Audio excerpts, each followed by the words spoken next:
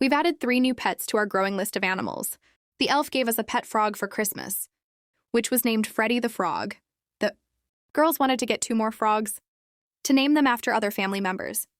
So we have Frankie the Frog and Finley the Frog. Once home, we noticed Frankie has an extra tiny arm hand. These have made a lovely new addition to our tank.